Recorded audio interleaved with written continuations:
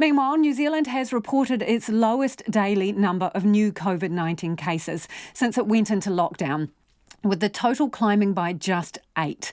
It brings the national total to 1,409, of which nearly 60% have recovered. The encouraging development, though, comes with more sobering news. The death toll has climbed by 2 to reach 11. Here's our Deputy Political Editor, Craig McCulloch. When ministers on Monday mull whether to lift the lockdown, it's the latest data they'll look at.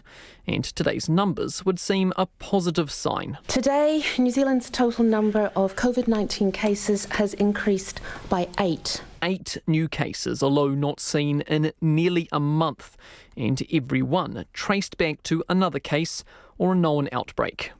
But don't celebrate just yet. This is a long game, a marathon, not a short sprint. The Finance Minister, Grant Robertson, says Cabinet will wait right up until Monday before it makes its call, weighing the most up-to-date numbers, as well as the country's ability to rapidly trace the contacts of any new cases. There is still more work for us to do to decide on that. And the stakes could barely be higher. Another 2 deaths were reported today, a sobering reminder of that. One man in his 90s at Waikato Hospital and a woman in her 80s from the Rosewood Rest Home in Burwood. The Director of Public Health, Dr Carolyn McKelney, confirmed both died without their families alongside them. These people and their families will be in the thoughts and prayers of all New Zealanders today, as we are again reminded of the serious threat that COVID-19 poses. Before relaxing restrictions, ministers will want to be certain the virus is not spreading undetected. Roughly 40 of the 1,400 cases around the country have been deemed a mystery, with another 40 or so still being investigated. To boost confidence, random testing is being rolled out at hotspots around the country. About 350 people were swabbed at a supermarket in Queenstown yesterday.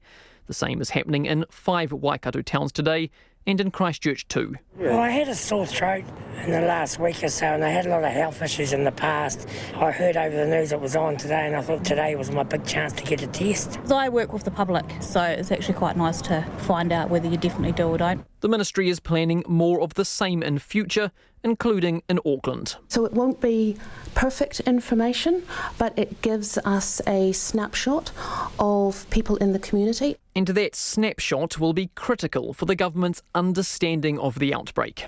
The Prime Minister outlined the basics of Level 3 yesterday, a sort of lockdown light. Today we learnt some more details. Professional sports are a no-go.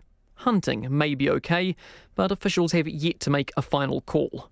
And all schools will have a week from the start of Level 3 to prepare before reopening. For the most part, it's only a slight relaxation of the rules. The biggest difference will be the return of some to work. But even a slight relaxation brings with it risk.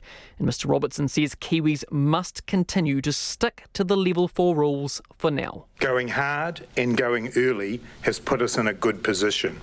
Things could have been very, very different, so let's not waste this chance. A chance few other countries have. Another reason why Monday's lockdown decision is so crucial. From Parliament for Checkpoint, Craig McCulloch.